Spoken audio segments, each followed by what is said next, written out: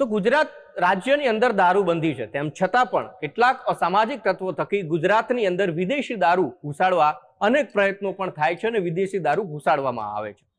ગુજરાત રાજ્યને અડી આવેલા કેટલાક રાજ્ય અથવા તો કેન્દ્ર શાસિત પ્રદેશોમાંથી ગુજરાતની અંદર વિદેશી દારૂ પેસાડવામાં આવે છે, પરંતુ વલસાડ પોલીસે પ્રથમવાર આવી જ એક ટોળકીને પકડી છે અને જેની સામે ગુજસીટોકનો ગુનો દાખલ કર્યો છે.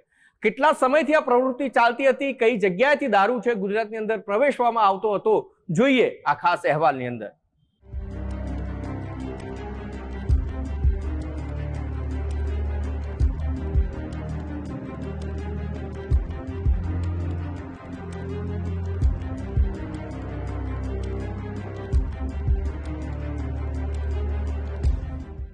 ગુજરાતમાં દારૂબંધી એ માત્ર કાગળ પર કડકાઈથી અમલમાં છે. ઉત્તર ગુજરાતમાં રાજસ્થાન સરહદેથી મધ્ય ગુજરાતમાં મધ્યપ્રદેશની સરહદેથી તો દક્ષિણ ગુજરાતના ભાગોમાં મહારાષ્ટ્ર અને આસપાસના સંઘ પ્રદેશોના ભાગેથી મોટા પાયે દારૂ ઘુસાડવામાં આવે છે. દક્ષિણ ગુજરાતમાં લાંબા સમયથી ગેરકાયદે દારૂની હેરાફેરીનું સંગઠિત નેટવર્ક ચલાવતી ટોળકી સામે વલસાડ પોલીસે મોટી કાર્યવાહી કરી. દમણ, દાદરાનગર હવેલી અને મહારાષ્ટ્રમાં દારૂની છૂટ છે. આ તમામ સ્થળોની નજીક આવેલા વલસાડ જિલ્લામાં અનેક બુટલેગર ટોળકીઓ સક્રિય છે. આવી ટોળકીઓ ગુજરાતમાં દારૂ ઘુસાડવા વિવિધ તરકીબો અજમાવી રહી છે. વલસાડ પોલીસના ઉચ્ચ અધિકારીઓના આદેશ બાદ નશાકીય દ્રવ્યોની હેરાફેરી સામે કાયદાનો સકંજો કસવા 6 આરોપી વિરુદ્ધ ગુજસીટોક હેઠળ કાર્યવાહી કરવામાં આવી છે, જેમાં નિલેશ ઉર્ફ નીલિયો, ઘોડો ઠાકોર, કિરણ પટેલ અને કેયુર ભંડારી વિરુદ્ધ પોલીસના ચોપડે ગુના દાખલ છે, જ્યારે ભાવેશ પટેલ, સોહન પટેલ, પિન્ટુ પટેલ સામે ફરિયાદ નોંધવામાં આવી છે. આ 6 પૈકીના 2 કુખ્યાત નિલેશ ઠાકોર અને કિરણ પટેલની વલસાડ પોલીસે ધરપકડ કરી છે અને આગળની તપાસ હાથ ધરી છે.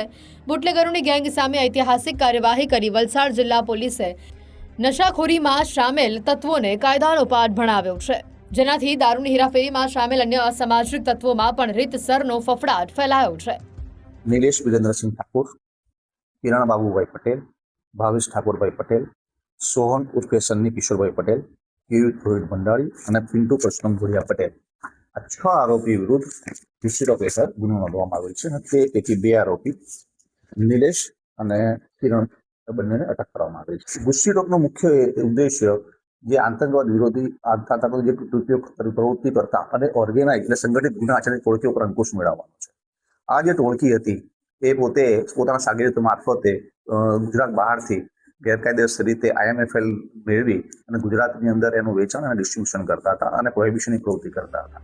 વલસાડ જિલ્લા પોલીસે પકડેલા નિલેશ ઠાકોર અને કિરણ પટેલ વિરુદ્ધ અનેક સ્ટેશનમાં કેસ દાખલ થયેલા છે. ગુજસીટોકનો ગુનો મોટા ભાગે આતંકવાદી પ્રવૃત્તિ અને સંગઠિત થઈ ગુના આચરતી ટોળકીઓ વિરુદ્ધ નોંધવામાં આવે છે.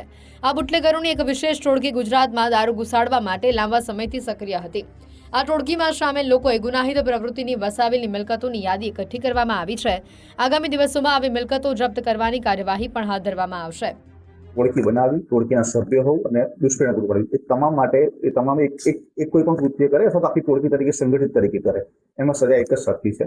અને આની અંદર હાલ પૂરું ધ્યાનમાં આવ્યું છે કે નિલેશ છે એ આનો માસ્ટર માઇન્ડ છે, છતાં આગળ તપાસ ઇન્વેસ્ટિગેશન ચાલુ છે.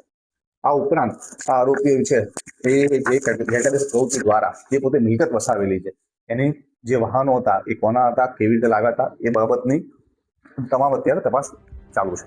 આ ટોળકીના 6 સભ્યો સામે દારૂની હેરાફેરીના ડઝનબંધ ગુના દાખલ છે. આ ઉપરાંત બોગસ દસ્તાવેજ બનાવવા, ધાકધમકી આપવા અને મારામારી સહિતના અન્ય ગંભીર ગુના પણ પોલીસના ચોપડે પહેલાથી જ નોંધાઈ ચૂકેલા છે. દારૂની હેરાફેરીમાં સામેલ ટોળકીના અન્ય 4 સભ્યો ઝડપાયા બાદ તેમણે અન્ય કયા ગુના આચર્યા છે અને આ ગુનાથી મેળવેલા પૈસાનું ક્યાં રોકાણ કર્યું તે સહિતના અનેક મુદ્દે પૂછપરછ દરમિયાન મહત્વપૂર્ણ જાણકારીઓ મળી શકે છે. પ્રિયાંક પટેલ સાથે ગુજરાત ફર્સ્ટ, વલસાડ.